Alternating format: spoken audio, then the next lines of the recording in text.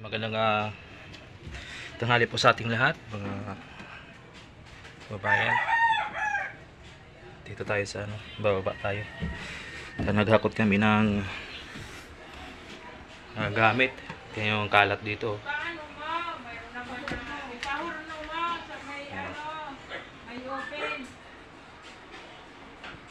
Kalat dito. Tapos dito sa baba. Ayan. Bayad, mura lang naman ata ang bayad ng pahormon yan eh. Si Nicole, ang kakamo sa Riga po, magano yung pindaan. Nagkana dyan si Bibe, si Nicole. Ito yung second floor. Kalat kasi liligpit po ng mga gamit na hinakot namin sa kabilang bahay.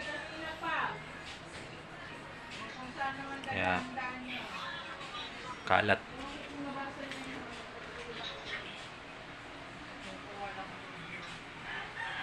Kaya maraming salamat.